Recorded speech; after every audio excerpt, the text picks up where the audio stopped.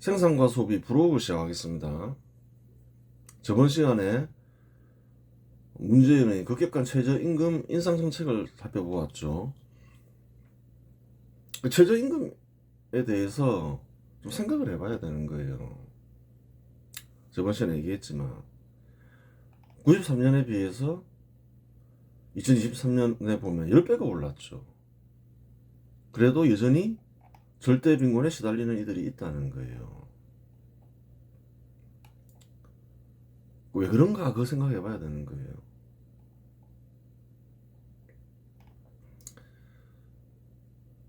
비용이 증가하잖아요. 공급자가 손해보고 팔 수는 없잖아요. 그렇죠.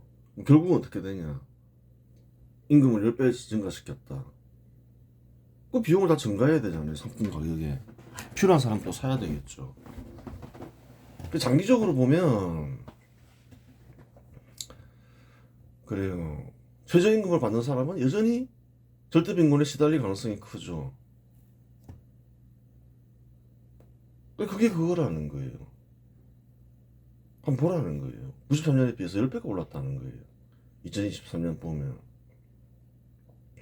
의미가 없다. 그에 반해서 부작용은 굉장히 크다. 저번 시간에 얘기했죠. 산업이 쇠퇴하고 투자가 잘 안 되고 급격히 인상시켰다. 그것도 이제 뭐냐? 이제 그걸 알아야 되는 거예요. 능력에 맞게 임금 인상이 되면 상관없다는 거예요. 10%든 20%든. 생산성이 안 되는데 급격히 인상시킨다. 국가에 굉장히 큰 문제를 일으킨다는 거예요. 아니, 능력이 안 되는데 비싸다는 거예요. 몸값이. 누가 쓰려고 그러냐는 거예요. 투자가 잘 안 되죠. 근로자들이 일자리가 위협받는다는 거예요. 가격 대비 싼 곳에서 투자하지. 가격 대비 비싼 곳에 투자해요. 부작용은 굉장히 크다. 그래서 조심을 해야 되는 거예요. 그게 어떤 게냐면 충분히 국가가 발전을 하게 되면 한국에서는 뭐가 유행했나요? 더 이상 필요 없다 발전. 낙수효과 그런 게 어딨냐? 더 이상 발전 필요 없으니까 그냥 그거 뭐 복지로 쓰자, 나눠 쓰자, 혹은 뭐 임금 더 올려달라, 이제 더 이상 그만하자. 그러면 어떻게 되나요? 항상 알아야 되는 거예요. 어느 정도 충분히 발전하면 근로자들의 임금이 높다는 거예요. 한국도 높죠.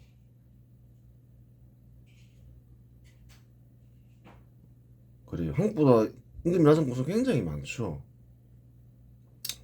3분의 1, 4분의 1, 5분의 1, 뭐 이런데. 그러면 투자가 빠져나간다는 거예요. 산업이 붕괴될 수 있다는 거예요. 항상 그거 얘기할 때 유럽이나 미국을 보라고 하잖아요. 그럼 임금을 보완할 수 있는 정책이 나와야 된다는 거예요. 돈이 필요한 거죠. 임금, 임금이 비싼 대신에 계속 이 산업시설을 유지하기 위해서는 다른 쪽으로 비용을 낮추거나 아니면 시장이 커져서 매력적인 시장이 되거나 미국은 또 그런 장점이 있는 거죠. 임금 보완 정책이 없으면 산업이 붕괴된다는 거예요. 신산업 육성 정책이 중요하죠. 그 저개발 국가에서는. 충분히 발전하면 직업을 지켜야 된다는 거예요. 임금 보완 정책이 중요하다. 임금 보완 정책에는 여러 가지가 있을 수 있죠. 다른 비용을 낮추는 방법, 뭐 그런 방법이 있을 것이고, 비용을 낮추는 방법이 있을 것이고, 또 다른 방법은 뭔가요? 임금이 비싸더라도 팔리는 상품을 만들면 되는 거예요. 고품질의 상품. 결국은 이제 고품질의 상품을 생산해내야 되는 거죠. 안 그러면 사양 산업이 되면서 사라져 버린다는 거예요. 그 시도가 실패하면. 그런 사실을 알아라. 그렇지 않으면 큰 문제가 생긴다. 유럽이나 미국을 봐라. 유럽보다 미국이 훨씬 낫지만 미국도 보라는 거예요. 임금 보완 정책을 실시했냐는 거예요. 안 하니까 어떻게 되나요? 옛날에 철강, 자동차, 조선 다 강국이었는데 이제 오히려 뭐 투자를 받아야 될 지경에 이르잖아요. 굉장히 중요한 정책인 거예요. 임금 보완 정책이.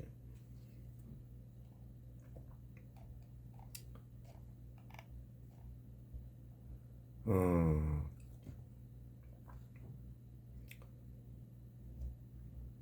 그래요. 보겠습니다. 급격한 최저임금 인상은 강한 반발을 불러일으킬 수밖에 없다.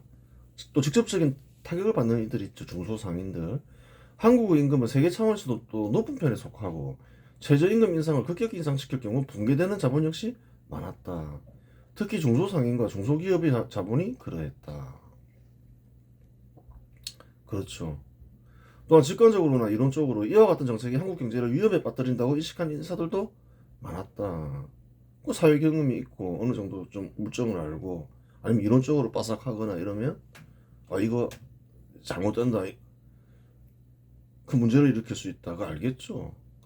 당연히 반발을 하겠죠. 반발을 인식한 문재인 정부는 최저임금을 급격히 인상하면 산업도 발전한다는 해괴한 주장을 했다. 소위 소득주도 성장이라고 불리는 주장이다. 그렇죠. 대표이사로는 청와대 경제수석이었던 홍장표와 청와대 정책실장이었던 장하성이 있다. 또 여러 명 있었죠. 대표적인 인사로만 얘기한 거죠. 소득주도 성장의 이론적 틀은 다음과 같다. 급격한 최저임금 인상을 통해 소비할 수 있는 소득량을 우선 증가시킨다. 최저임금을 인상시키면 전체 소득이 증가하니까 소비도 증가하지 않느냐 이 말이죠. 그러면 소비가 늘어나니 기업은 수익성이 개선되고 그 결과 산업은 발전한다는 것이 그래 판매가 늘어나니까 수익성이 개선된다 이런 주장을 하는 거죠. 소득 주도 성장의 이론적 틀이다. 이와 같은 소비에 초점을 맞춘 견해는 여러 있는데 이러한 견해들은 자연의 법칙에 어긋난 견해이다. 인간을 비롯한 모든 생물은 생산 방식이 다를 뿐 생산한 것을 소비하며 살아간다. 인간의 생산 방식이 복잡해서 파악하기 어려울 뿐이지 그와 같은 자연의 법칙에서 벗어날 수 없다. 알아야 되는 거예요. 인간이라 해서 다르지 않다는 거예요. 인간도 한때 뭐 짐승과 다를 바 없던 경우가 있죠. 우선 활동을 해서 그 생산을 한다는 거죠. 그것을 소비한다는 거예요. 생산량을 늘리려면 어떻게 해야 될까요? 다 소비할 수 있죠. 짐승들은 다 소비해버리죠.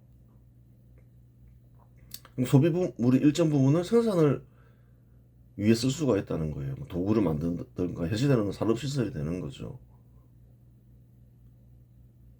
그래요. 소비를 다 소비하면 생산이 늘어난다. 그런 거 없다는 거예요. 일정 기간 소득의 일정 부분을 생산이 많이 투입하면 투입할수록 미래에는 더 나아지는 거죠. 좀 힘들더라도. 군사정부가 좀 그런 방식을 취했던 거죠. 일정 기간 소득이 일정 기간 소득이 정해져 있는데 일정 기간은 정해져 있죠. 소비를 더 늘린다. 생산에 써야 될 것을. 그럼 생산이 더 안 된다는 거예요. 그 자연의 법칙이라는 거예요. 내가 힘들더라도 좀 소비를 줄이고 생산에 투입하면 미래는 더 많은 것을 얻고 자연의 법칙에 어긋난 주장을 하고 있는 거죠. 소득 주도 성장은 소비에 중점을 맞춘 산업 정책으로 볼 수도 있는데 이는 김대중의 소비와 생산 경제 정책을 개선한 것이기도 하다. 이런 거는 처음 시도한 것은 김대중이죠. 김대중이 시도한 게 많아요. 뒤집은 게 많아요. 군사정부는 어떻게 했나요? 미래를 위해서 생산한 것들이 있다. 가능한 한 많이 생산에 투입하려고 했죠. 근데 김대중은 가능한 한 많이 소비에 투자하려고 했다. 뒤집어 엎어버린 거라는 거예요. 그것도 있지. 이제 그 대기업을 중심으로 시산업 정책을 실시했죠. 군사정부가. 꼭 대기업이 아니라 했죠. 시산업을 추진하면 대기업이 되는 거죠. 근데 김대중은 신산업 정책을 부정한 건 아닌데 대기업을 제약시하고 중소기업 우선 정책을 썼죠. 뭐 그 뒤로 뭐 대기업도 잘 안 생기고 중소기업도 잘 안 생겼다는 거예요. 그 뒤집어 엎은 게 많은 거예요, 김대중이. 다시 뒤집어 엎어야 된다는 거예요. 그 자꾸 힘들어지는 거예요. 김대중의 정책을 계승하니까. 그 얘기했잖아요. 군사정부 정책은 그것은 한국인들이 잘 모를 뿐 그건 보통 정책이 아니었다. 일본을 제국으로 만든 정책이었다. 일본도 본받은 데가 있겠죠. 뭐 대충 보면 저 비스마르크 정책을 본받았나? 뭐 그런 생각도 들고 또 그쪽은 자세히 연구하진 않았으니까 보통 정책이 아니었다는 거예요. 근데 허접한 정책으로 대체해버렸다는 거예요.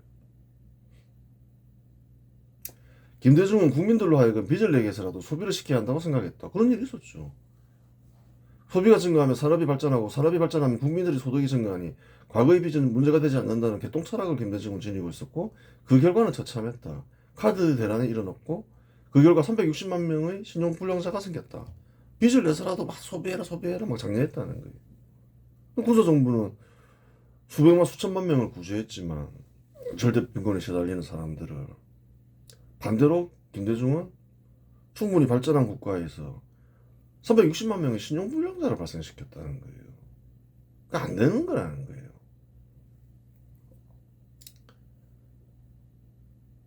생산과 소비와 생산으로 뒤집어 엎은 결과이죠.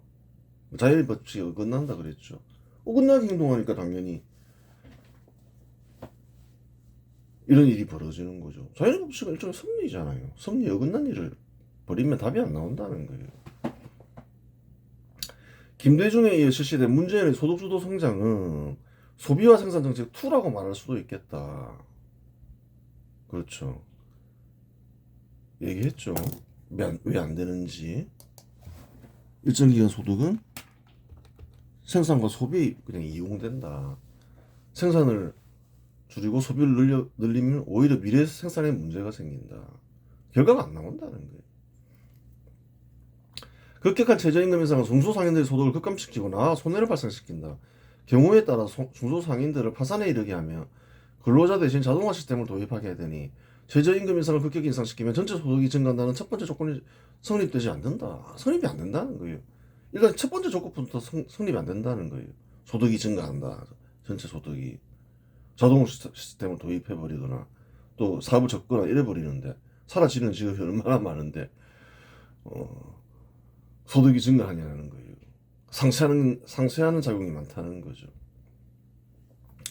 시작 때부터 뜻대로 되지 않고 중소상인들의 삶이 어려워지자 문재인 정부는 중소벤처기업부를 동원하여 세금으로 중소상인들을 지원하는 데 급급했다. 아니 유망한 중소기업을 육성하라고 중소벤처기업부를 만들었지.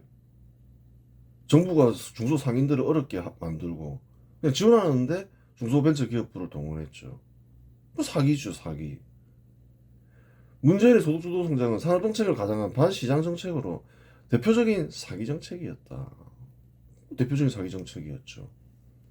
주장하는 바가 사기잖아요, 이미.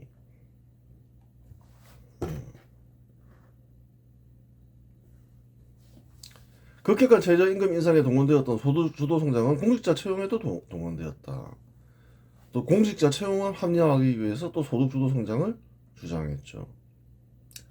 군사정부 방식의 신산업 육성 정책이 중단되고 김대중이 대기업 억제, 중소기업 육성 정책이 실시된 이후 양질의 일자리 대량 공급은 한국에서 중단되었다.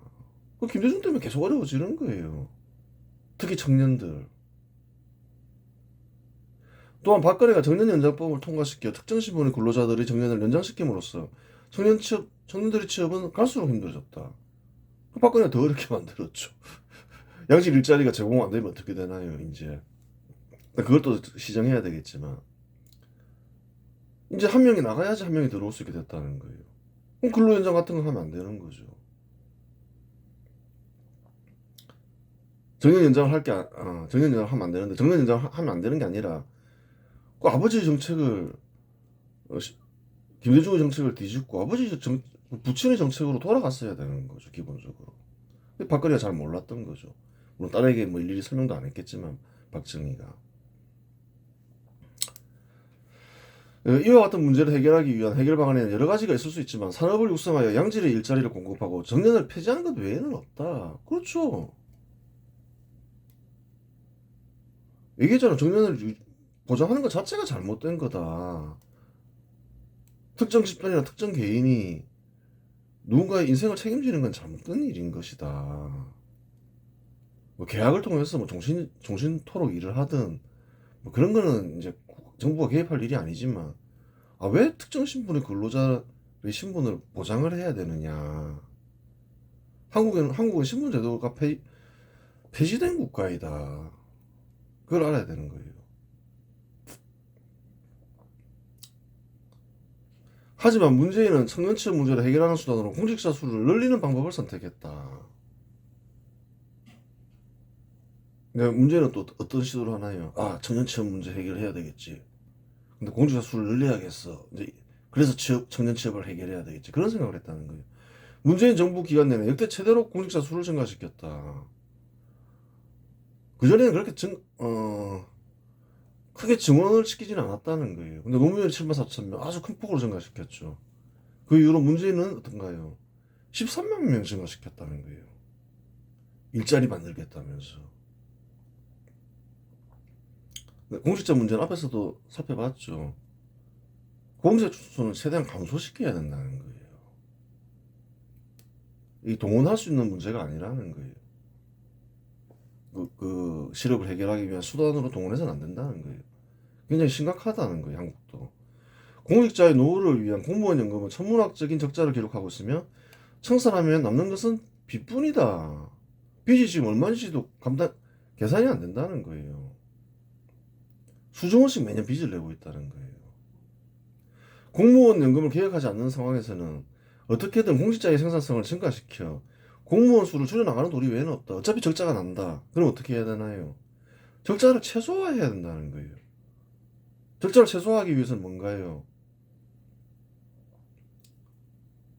공무원 수를 최대한 줄여야 된다는 거예요. 하지만 문재인은 반대로 청년 실업 문제를 해결한다는 빌미로 공직자 수를 대폭 증가시켰다. 사실이죠. 그래, 이 사실을 잘 알아야 되는 거예요. 페이지 64 한번 볼까요? 중요한 문제니까.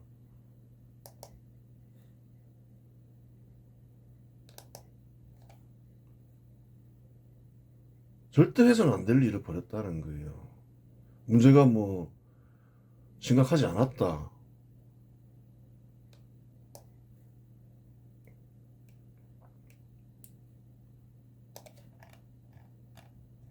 보라는 거예요. 페이지 64. 어?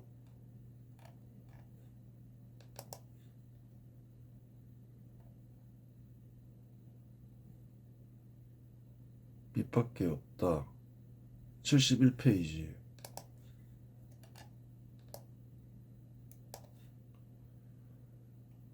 지금 공무원 연금을 보면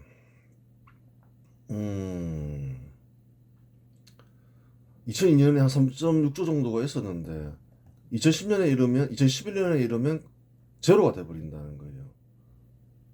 빚으로 연금을 지불하고 있다는 거예요.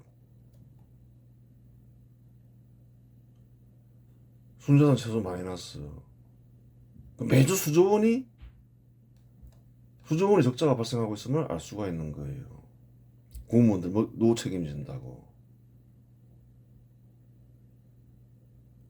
원래 연금이란 거는 최소한 적자는 안 나야 되는데 이미 적자는 2005년 이후부터 발생하기 시작했다는 거예요. 계획을 해서 적자가 안 나게 원래는 해야 되는데 또 그게 쉽지가 않죠. 반발이 심하니까. 그러면 이제 해결책은 뭐가 있나요? 적자를 최대한 줄이는 수밖에 없다는 거예요. 그럼 공무원 수를 줄여야 되나요? 늘려야 되나요? 그냥 줄이면 안 되죠. 또 공무원들이 또 해야 할 일을 해야 되니까.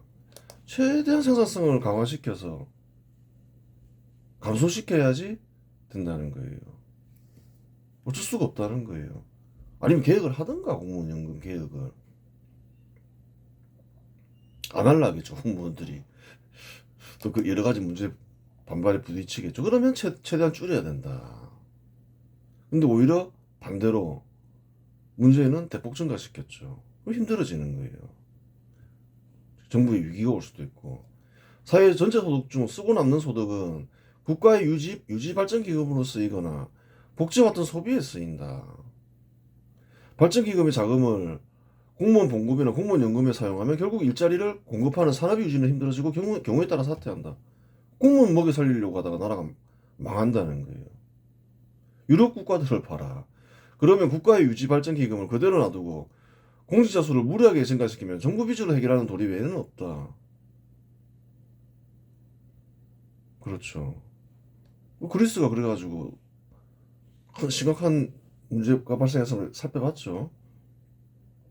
안, 그러면 유지 발전해야 되겠어. 근데 돈은 없어. 그럼 빚으로 하는 수밖에 없죠. 이러한 일이 지속되면 IMF 사태와 같은 금융위기보다 더 심각한 재정위기를 불러들인다. 그리스가 대표적인 예이다. 미국이나 한국은 금융위기를 겪었죠. 금융위기는 그렇게 심각하지 않다는 거예요. 금융에서 발생한 문제는 금융에 발생한 문제만 해결하면 그냥 해결된다는 거예요. 산업시설은 그대로 있으니까. 근데 재정위기는 심각하다는 거예요. 재정위기 와서 해결해야 되겠어? 공직자 수를 대폭 줄이고 비주로 실시했던 복지를 중단시켜야 되겠네? 쉽지가 않다는 거예요. 그 복지에 의지해서 살아가는 사람들도 있고 엉망진창이 되는 거죠. 금융위기가 발생하면 2, 3년 내에 끝나지만 재정 위기로 국가에 위험이 오면 경제 위기가 오면 10년 이상 걸린다는 거예요. 10년, 20년 걸려버린다는 거예요.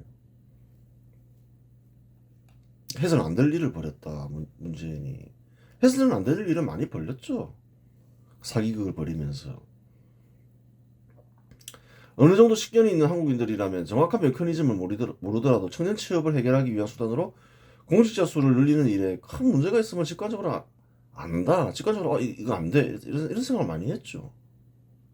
반발을 우려한 문제는 소득주도 성장을 주장하며 사기극을 벌였다. 빚을 내서라도 공직자를 늘리면 공직자들의 소비가 증가하고 소비가 증가하니 산업이 발전하여 국가소득이 증가하고 국가소득이 증가하니 세금도 증가하여 문제될 것이 없다는 논리이다. 일종의 소비와 생산 정책이다. 소비만 증가시키면 소득이 증가한다는 거예요. 무조건 그 논리죠. 김대중 때부터 시작됐죠. 그게 아니다. 일정 기간 소득은 정해져 있는데 그 소득은 소비에 투자할 수도 있고 생산에 투자할 수도 있다. 근데 기본적으로 소비에 투자할 수밖에 없죠. 사람들이 먹고 살아야 되니까. 남는 게 있는데 그것을 소비에 더 많이 투자하면 미래가 힘들어진다. 미래에 이제 더 큰 소득을 얻지 못한다. 유지가 안 되거나. 그런 거예요. 남는 걸 어디에 쓰냐에 따라서 미래가 결정이 된다는 거예요.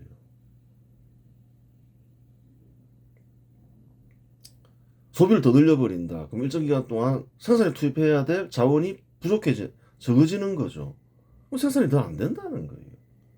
그 논리를 그게 정확하다는 거예요. 자연의 법칙이라는 거예요.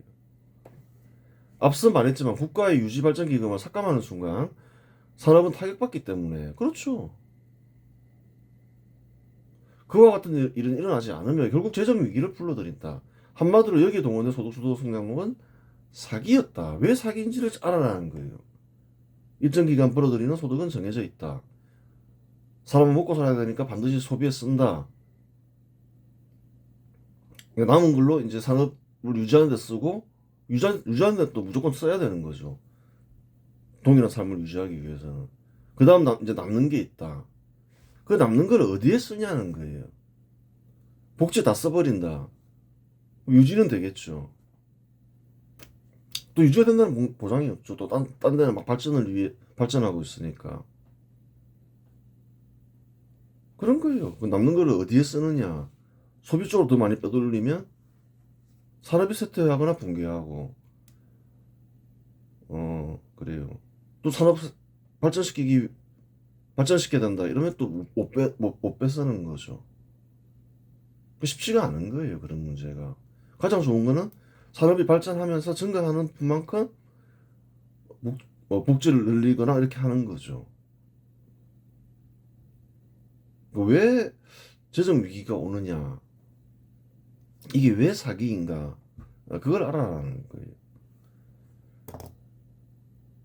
이번 시간에서 마치겠습니다.